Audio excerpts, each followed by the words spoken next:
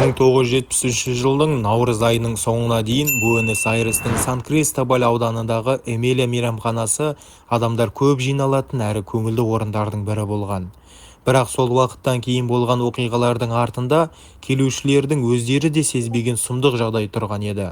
Олар байқамастан адам да етін жеп қойған болуы мүмкін.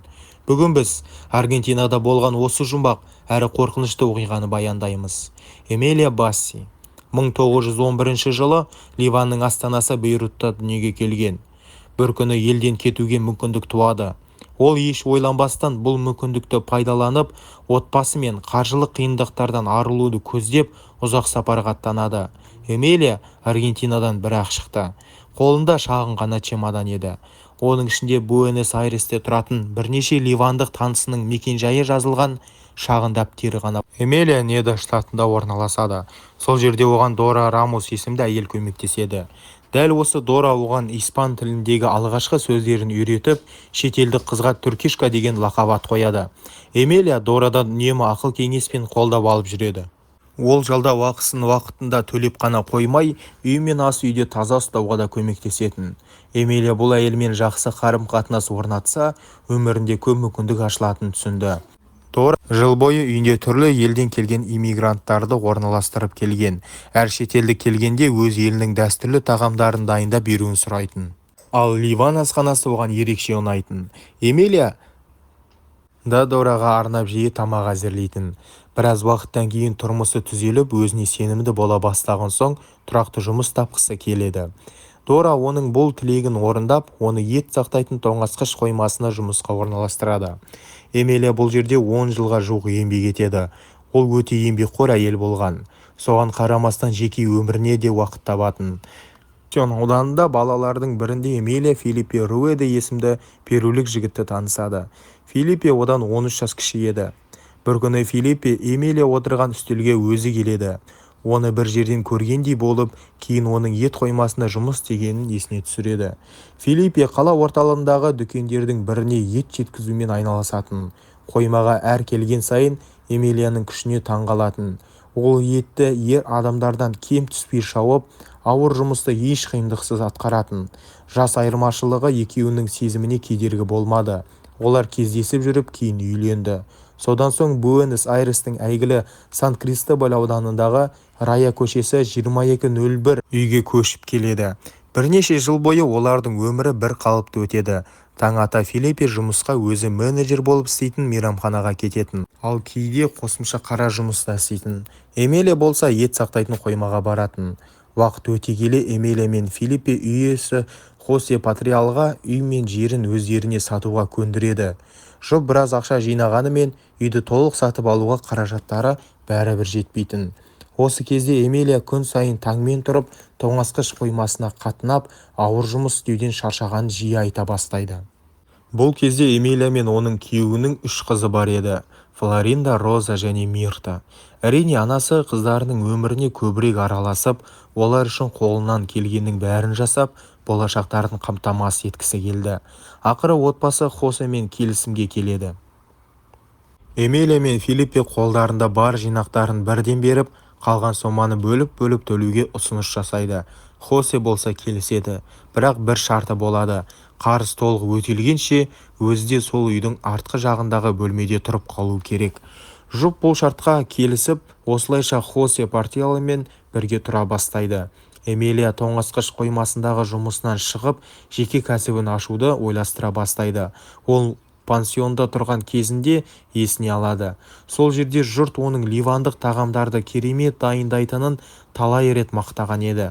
Осыны ескеріп, өз мейрамханасын ашуды шешеді. Ол кезде Буэнос-Айрес қарқынды дамып келе жатқан қала болатын. Аргентинаның астанасы ақша күн сайын ағылып, жаңа мейрамханалар жатты. Қалаға көптеген иммигранттардың келуі де түрлі кәсіпке үлкен сұраныс туғызған. Эмилия қолайлы жерді жалға алып, Эмилия атты мейрамхана ашады. Араб тіліндегі бұл атау әдемі әрі сымбатты әйел деген мағынаны білдіретін. Мейрамханада қонақтарға ливандық тағамдар ұсынылды. Көп ұзамай Эмилия өте танымал орынға айналды.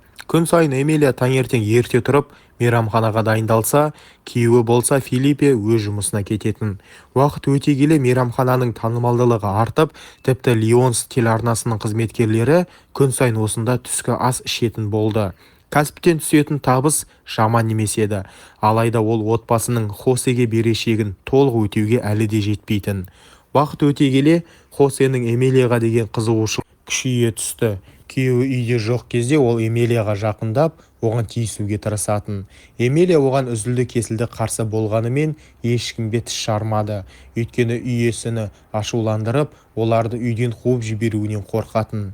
Сонда отбасының осы уақытқа дейін салған еңбегінің бәрі далада қалатын еді. Бұл жағдай Эмилияны қатты күйзелтті, бірақ ол күйеуі мен 3 қызымен бірге далада қалуды одан сайын қорқынышты деп санады.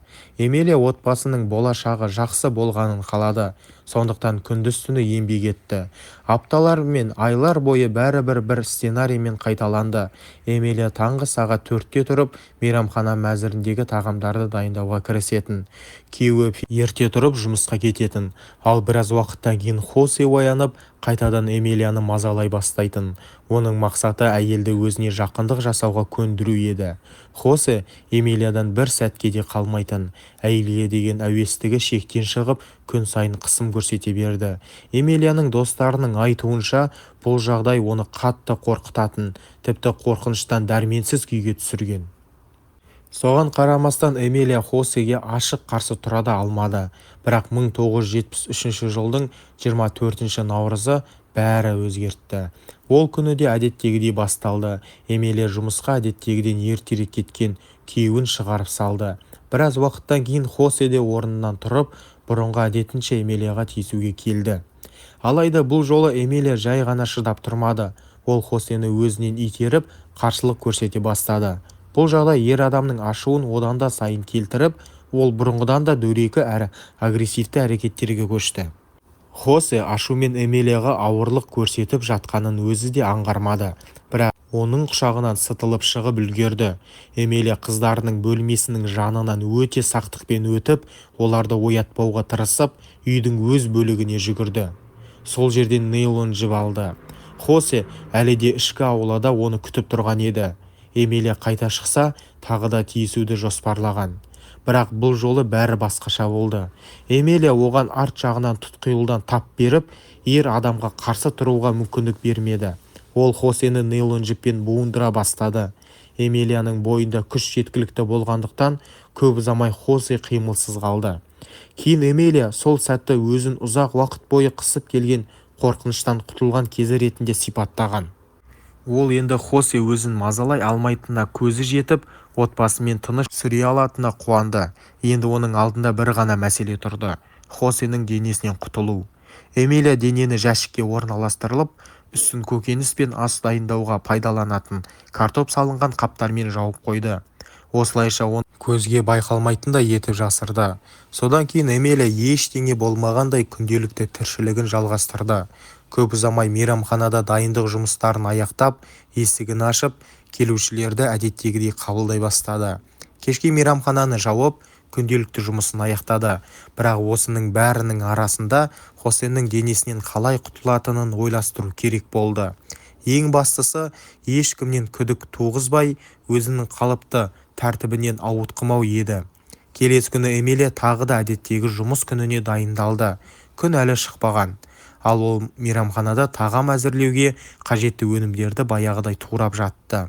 Сонымен қатар Эмилия Хосенің денесін бөліктерге бөліп, біртіндеп жоқ қылудың амалын іске асыра бастады. Оның мақсаты қалған іздерді бірден емес, біртіндеп жойып жіберу еді. 26 наурызға қарай кісі өлімнен бірнеше күн өткен соң да Эмилия мейрамханасы сырт көзге бұрынғыдай жұмыс істеп тұрды.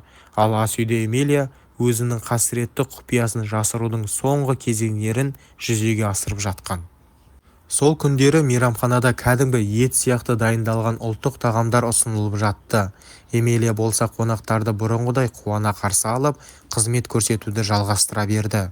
Хосенің жоғалып кеткенін алғаш байқағандардың бірі оның ағаларының бірі болды. Ол Хосенің үйінен іздеп келген, бірақ оны таппады. үй иесінің жоқтығы ер адамға күдік туғызғанымен ол мұның артында не тұрғанын әлі білмеді. Арада 3 күн өтсе де ағасы Хосенмен байланыса алмады. Ақыры ол полицияға хабарласуға мәжбүр болды. Полиция қызметкерлері мейрамханаға келген кезде Эмилия Хосені бірнеше күн бұрын көрмегенін айтты. Оның сөзінше Хосе жұмысқа кеткен, бірақ содан бері үйге оралмаған. Ал Эмилия болса ештеңе болмағандай өмір сүре берді. Күн сайын ерте тұрып, түске дейін түрлі дайындайтын, мәзірде сорпамен бұқтырылған тағамдардан бастап, арабтардың ерт қосылған бәліштері мен табуле салатына дейін бар еді. Мейрамхананың ас үйінде еттің түр-түрі көп болатын, бірақ олардың қайсысы сиыр еті, қайсысы шошқа еті, ал қайсысы адам еті екенін шай көзбен ажырату мүмкін емес еді. Кейін тергеу барысында Эмилия құрбанының етін басқа ет түрлерімен араластырып пайдаланғаны анықталды. Бір күні ол сиыр етіне адам етін қосып салма жасап, соған байланысты тағам дайындаған. Дәмі өзгеше, сезілмеу үшін етке түрлі дәмдеуіштер қосылатын. Сол себепті дайын тағамнан адам етінен бар екенін аңғару өте қиын болған. Алайда Эмилия бір қателік жіберді. Хосенің ең соңғы қалдықтарын ол жәшіктің ішіне салып, үстін аз ғана көкөніс пен ас дайындауға пайдаланатын басқа өнімдермен жапқан. Ал бұл жәшіктің толық құтылу оған әлі мүмкін болмады. Эмилия өз жоспарының жағдайларға байланысты бұзылатынын тіпті ойлаған жоқ. 1973 жылдың 27 наурызына қараған түні Хосенің өлтіргеніне 4 күн болған кезде қоқыс таситын көлік Рая көшесіне келіп, мейрамхананың қоқысын алып кеткен жоқ. Келесі күні де қоқыс жиналмады. Осы кезде көршілердің бірі қоқыс арасынан шіріген жемістер мен көкөністер жатқан жәшікті байқап қалады. Бірақ жәшіктен шыққан өте жағымсыз иіс әйелдің назарын бірден аударады. Ал бұл туралы Эмилияның қыздарының біріне айтып, мейрамханадан шығатын қоқыстың кесірінен бүкіл аймақтағы ауа адам төзгісіз болып кеткеніне шағымданады. Қыз болған жағдайда анасына айтып, шіріп жатқан қоқысты тығыз қапқа салып, иісті құтылудан ұсынады. Бірақ Эмилияның жауабы күтпеген жерден қатал болды. Ол қызына жәшікке мүлде тиіспеуді, тіпті ол жерден аулақ жүруді бұйырды. Әйтпесе полиция шақыратын ескертті. Осы уақытта мейрамханаға жиі келетін тағы бір көрші жәшіктің ішін таяқпен түртіп көрді. Жемістер мен көкөністердің астынан адамның шіріп жатқан денесін көрген. Ол дереу полиция шақырды. Тергеушілер оқиға орнына тез жетті. Оның үстіне бұған дейін басқа көршілерден де мейрамханада жағымсыз иіс шығады деп түрлі шағымдар түсетін еді. Қорқынышты жәшікті ашып, ішінен тексермес бұрын полиция қызметкерлері мейрамханаға толық тінту жүргізуге шешім қабылдады. Эмилияның ливандық мейрамханасы орналасқан үйді полиция тінту кезінде бөлшектенген адамның денесіне тиесілі басқа да қалдықтарды тапты. Қызу іздеу барысында тергеушілер жоғалып кеткен Хосеннің қайнатылған бас сүйегі де анықтады. Эмилия ұсталғаннан кейін өз кінәсін мойындады. Сонымен бірге күйеуі мен қыздарының қылмысқа еш қатысы жоқ екенін айтып, олардың үстінен түскен кез келген жауапкершілікті өз мойнына алды. Ол бәрін жалғыз өзі жасырғанын мәлімдеді.